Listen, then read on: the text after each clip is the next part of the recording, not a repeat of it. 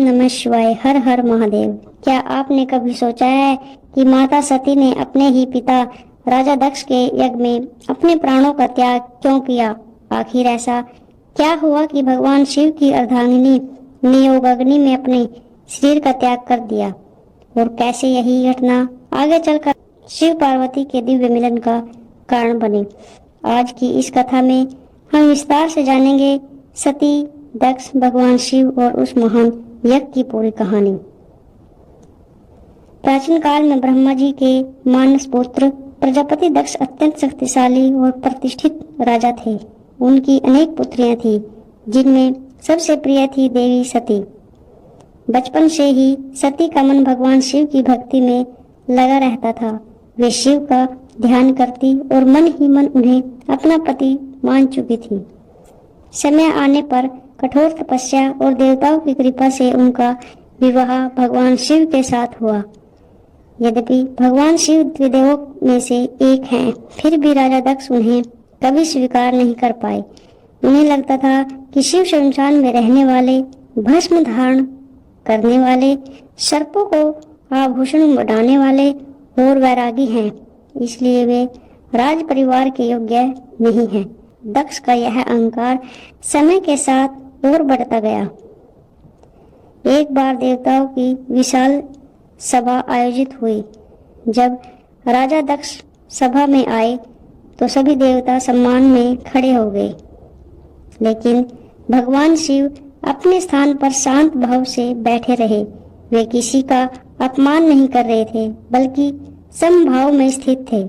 दक्ष ने इसे अपना अपमान समझ लिया और उनके मन में भगवान शिव के प्रति क्रोध भर गया। कुछ समय बाद दक्ष ने एक भव्य यज्ञ का आयोजन किया। उन्होंने सभी देवताओं, ऋषियों और राजाओं को आमंत्रित किया, लेकिन भगवान शिव और माता सती को जानबूझकर निमंत्रण नहीं भेजा। यह उनका अहंकार था। जब सती ने सुना कि उनके पिता के घर यज्ञ हो रहा है तो उन्होंने भगवान शिव से कहा, स्वामी, मैं अपने माता पिता से मिलने जाना चाहती हूँ। भगवान शिव ने शांत स्वर में कहा, देवी, जहाँ सम्मान न हो वहाँ बिना बुलाए जाना उचित नहीं। मुझे आशंका है कि वहाँ तुम्हारा और मेरा सम्मान नहीं होगा। लेकिन सती का हृदय पुत्री का था। उन्होंने सोचा कि पिता के घर जाने के लिए निमंत्रण की आवश्यकता नहीं होती। भगवान शिव ने उन्हें जाने की अनुमति दे दी। सती जब यज्ञ स्थल पहुंची तो किसी ने उनका सम्मान नहीं किया, उनका स्वागत नहीं किया। उनकी माता ने प्रेम से देखा, लेकिन राजा दक्ष ने उनसे कठोर शब्दों में बात की। उन्होंने भगवान शिव का उपहास करना शुरू कर दिया। उन्होंने कहा कि शिव न तो राजसी हैं, न उनके पास धन है और न ही वे यज्ञ के योग्य हैं। यज्ञ में भगवान शिव के लिए कोई आसन नहीं था और न ही उनके नाम की आहुति रखी गई थी। सती यह देखकर अत्यंत दुखी हुई। सती ने सभा के बीच खड़े होकर कहा, आप भगवान शिव को नहीं पहचान पाए। वे देवों के देव महादेव हैं। जिनका आप अपमान कर रहे हैं वही संपूर्ण सृष्टि के पालन और कल्याण के आधार हैं। जिस शरीर को आपने जन्म दिया है, यह आज मुझे लज्जित कर रहा है, क्योंकि वह ऐसे पिता से जुड़ा है जो मेरे आराध्य का अपमान करता है। सती ने घोषणा की, मैं ऐसे शरीर को अब और धारण नहीं करूंगी। इसके बाद उन्होंने भगवान शिव का ध्यान किया और यज्ञ में अपने शरीर की आहुति दे दी। कुछ ही क्षणों में उनका शरीर अग्नि में समर्पित हो गया। पूरे यज्ञ स्थल में सन्नाटा छा गया। देवता, ऋषि और सभी उपस्थित लोग स्तंभ रह गए। जब यह समाचार कैलाश पहुंचा तो भगवान शिव अत्यंत दुखी हुए। उनके क्रोध से पृथ्वी और आकाश कांप उठे। उन्होंने अपनी जटा का एक भाग पृथ्वी पर पटका, जिससे वीरभद्र और भद्रकाली प्रकट हुए। भगवान शिव ने उन्हें दक्ष के यज्ञ को रोकने का आदेश दिया।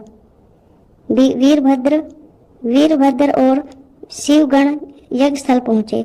उन्होंने यज्ञ को नष्ट कर दिया। राजा दक्ष का अहंकार भी समाप्त हुआ।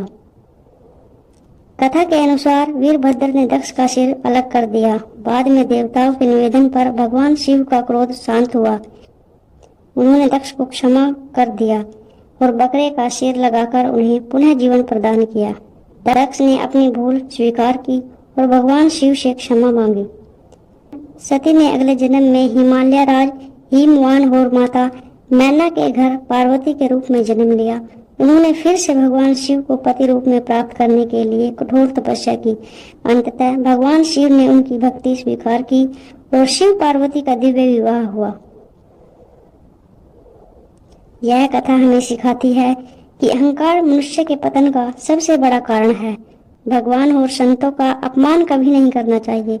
जहाँ सम्मान न मिले वहाँ जाने से बचना चाहिए। सच्चा प्रेम सम्मान और विश्वास पर आधारित होता है। भगवान शिव अपने भक्तों का साथ कभी नहीं छोड़ते। क्षमा सबसे बड़ा धर्म है। भगवान शिव ने अंत में दक्ष को क्षमा कर दिया। प्रिय भक्तों, माता सती का शरीर त्याग किसी क्रोध या आहार का प्रतीक नहीं था, बल्कि अपने आराध्य भगवान शिव के सम्मान और सत्य के प्रति उनकी अटूट निष्ठा का प्रतीक माना जाता है। इसी घटना से आगे चलकर माता पार्वती के रूप में उनके पुनर्जन्म और शिव पार्वती के दिव्य मिलन का मार्ग प्रशस्त किया। यदि आपको यह कथा पसंद आई हो तो वीडियो को लाइक करें, अपने परिवार और मित्रों के साथ साझा करें, हमारे चैनल को सब्सक्राइब करें। धन्यवाद।